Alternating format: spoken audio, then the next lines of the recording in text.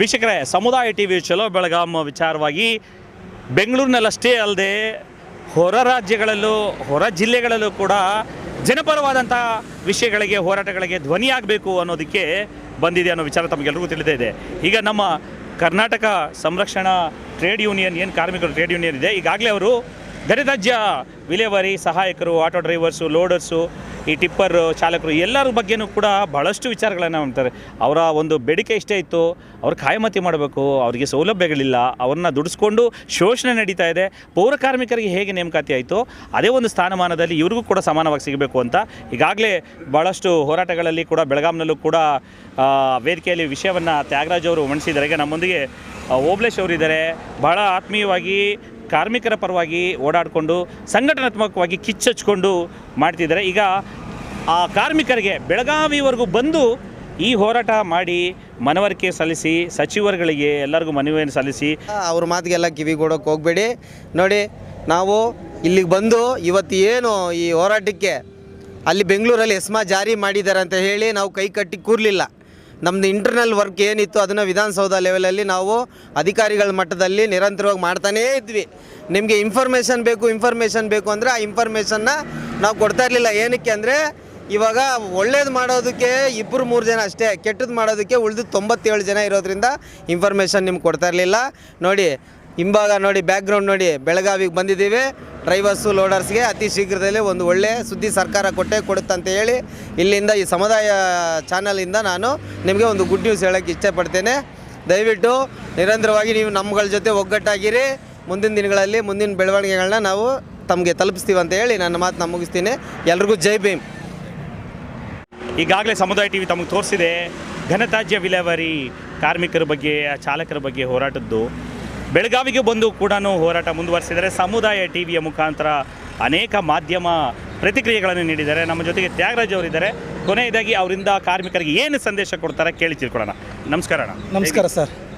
ಈಗಾಗಲೇ ನಾವು 3 ದಿನದಿಂದ ನಾವು ಇಲ್ಲಿ ಬೆಳಗಾಮಲ್ಲಿ ಉಳ್ಕೊಂಡು ಪ್ರತಿ ಒಂದು ಇಲ್ಲಿ ಸುತ್ತಮುತ್ತಲಿರೋಂಥ ಗ್ರಾಮಾಂತರಗಳಲ್ಲಿರೋಂಥ ನಮ್ಮ ಡ್ರೈವರ್ಸು, ಲೋಡರ್ಸ್ನ ಮತ್ತು ಪೌರ ಕಾರ್ಮಿಕರೆಲ್ಲರನ್ನೂ ಭೇಟಿ ಮಾಡಿದ್ದೀರಿ.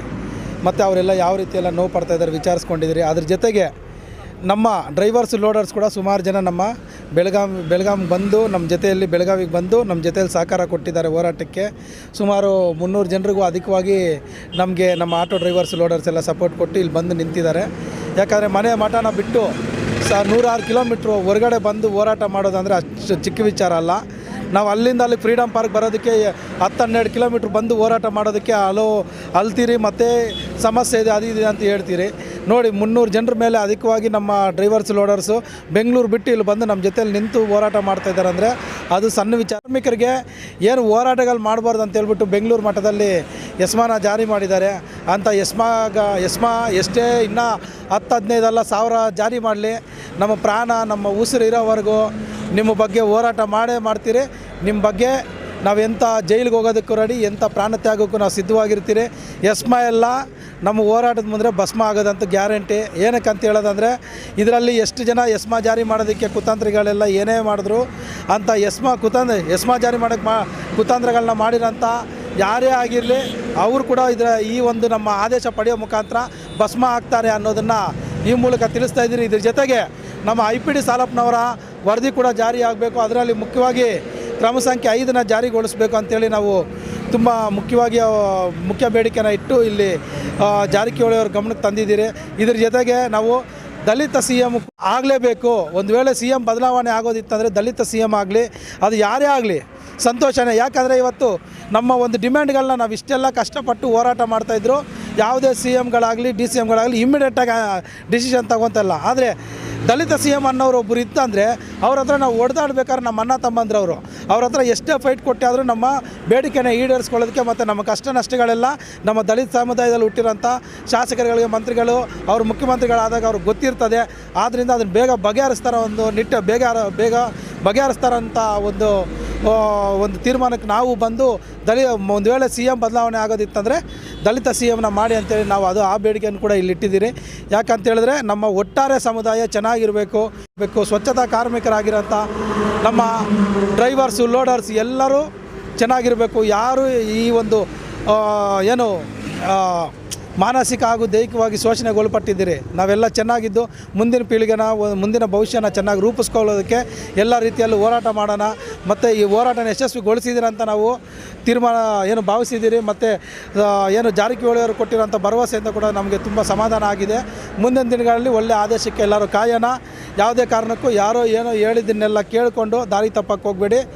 ನಾವು ಯಾವತ್ತಿದ್ರೂ ಡ್ರೈವರ್ಸ್ ಲೋಡರ್ಸ್ ಪರವಾಗಿ ಅವರು ಒಂದು ಒಳ್ಳೆಯ ಆದೇಶ ನಾವು ಕೊಡಿಸೋವರೆಗೂ ಅವರಿಗೆ ನೇರವೇತನ ಪದ್ಧತಿಗೆ ತರೋವರೆಗೂ ನಮ್ಮ ಶ್ರಮ ನಮ್ಮ ಓಡಾಟ ಎಲ್ಲೂ ನಿಲ್ಲಲ್ಲ. ಅಲ್ಲಿವರೆಗೂ ನಮ್ಮ ದಾಡಿನೂ ತೆಗಿಯಲ್ಲ. ಸರ್ಕಾರದ ಹತ್ರ ನಾವು ಹೊಡೆದಾಡೋದನ್ನು ಮತ್ತು ಹೋರಾಟ ಮಾಡೋದನ್ನು ಎಲ್ಲೂ ನಿಲ್ಲಿಸಲ್ಲ ಅಂತ ನಾವು ಈ ಮೂಲಕ ತಿಳಿಸ್ತಾ ಇದ್ದೀರಿ. ಎಲ್ಲರೂ ಧೈರ್ಯವಾಗಿರಿ. ಮುಂದಿನ ದಿನ ಒಳ್ಳೆಯ ಆದೇಶ ಬಂದೇ ಬರುತ್ತೆ. ಜೈ ಭೀಮ್, ಜೈ ಸಾಲಪ್ಪ. ಜೈ ಭೀಮ್. ಜೈ ಭೀಮ್. ಒಳ್ಳೆಯದಾಗಲಿ. ನಿಮ್ಮ ಹೋರಾಟಕ್ಕೆ ಸಮುದಾಯ ಟಿವಿ ಸದಾ ಬೆಂಬಲವಾಗಿರುತ್ತೆ. ಓಕೆ ವೀಕ್ಷಕರೇ, ಇವಿಷ್ಟು ನೋಡಿ ಹೋರಾಟಗಾರರ ಒಂದು ಮಾತುಗಳು.